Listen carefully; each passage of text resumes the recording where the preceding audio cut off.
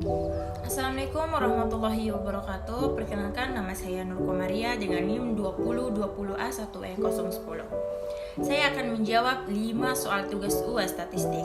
Soal pertama yaitu, apa perbedaan antara statistik deskriptif dan statistika inferensial? Jelaskan dengan contohnya. Saya akan menjawab, statistik deskriptif dan statistika inferensial adalah dua cabang utama dalam statistika yang digunakan untuk menganalisis data. Perbedaan utama antara keduanya terletak pada tujuan dan cara penggunaan.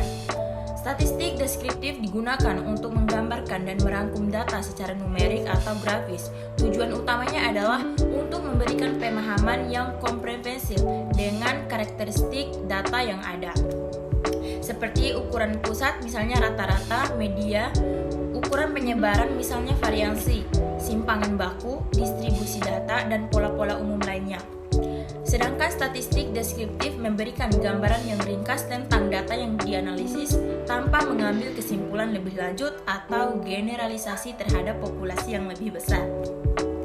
Contoh penggunaan statistik deskriptif adalah ketika Anda memiliki data tinggi badan siswa di sebuah sekolah, Anda dapat menghitung rata-rata tinggi badan siswa, simpangan baku, dan membuat histogram untuk melihat distribusi tinggi badan. Dengan menggunakan statistik deskriptif, Anda dapat memberikan gambaran yang komprehensif dengan data tersebut. Di sisi lain, statistika inferensial digunakan untuk membuat kesimpulan, membuat prediksi, atau menguji hipotesis berdasarkan data sampel yang diambil dari populasi yang lebih besar. Statistika inferensial melibatkan penggunaan teknik sampling, estimasi parameter, dan uji hipotesis untuk membuat generalisasi tentang populasi berdasarkan data sampel yang terbatas. Contoh penggunaan statistika inferensial adalah ketika Anda ingin mengetahui apakah ada perbedaan yang signifikan dalam rata-rata tinggi badan antara siswa laki-laki dan siswa perempuan di seluruh populasi sekolah. Anda dapat mengambil sampel siswa dari populasi tersebut, menggunakan statistika inferensial untuk menguji hipotesis, dan kemudian membuat kesimpulan apakah perbedaan itu signifikan secara statistik atau hanya kebetulan.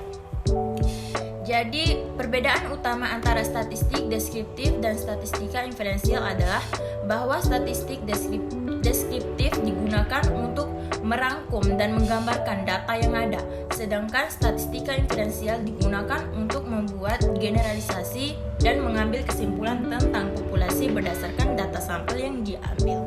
Soal kedua, jelaskan pengertian populasi dan sampel. Jawabannya, dalam statistika populasi mengacu pada himpunan lengkap individu, objek, atau peristiwa yang ingin kita pelajari atau generalisasi. Populasi mencakup semua elemen yang relevan untuk tujuan analisis statistik yang kita lakukan. Misalnya, jika kita ingin mengkaji tinggi badan semua siswa di sebuah sekolah, maka populasi akan mencakup semua siswa di sekolah tersebut. Namun, seringkali sulit atau tidak kemungkinan untuk mengumpulkan data dari seluruh populasi karena keterbatasan waktu, sumber daya, atau kendala praktis lainnya. Oleh karena itu, kita mengambil sampel dari populasi. Sampel adalah subset yang direpresentasikan dari populasi yang dipilih untuk mewakili karakteristik populasi secara keseluruhan. Tujuan pengambilan sampel adalah untuk membuat inferensi tentang populasi berdasarkan data yang terbatas ini.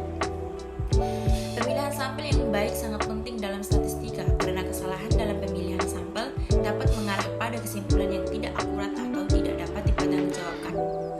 Beberapa metode pengambilan sampel yang umum digunakan termasuk pengambilan sampel acak sederhana atau simple random sampling, pengambilan sampel acak berstrata atau stratified random sampling, dan pengambilan sampel berdasarkan cluster sampling. Jadi secara singkat, populasi adalah himpunan lengkap individu, objek, atau peristiwa yang ingin kita pelajari atau generalisasi. Sedangkan sampel adalah subset yang dipresentasikan dari populasi yang dipilih untuk mewakili karakteristik populasi secara keseluruhan. Soal ketiga, jelaskan dan berikan masing-masing satu contoh dari purposive sampling, sampling genus, novel sampling, dan incidental sampling. Jawaban bagian A, purposive sampling. Purposive sampling adalah metode pengambilan sampel di mana peneliti secara sengaja memilih individu atau kelompok tertentu yang dianggap paling relevan atau memiliki karakteristik tertentu yang ingin diteliti.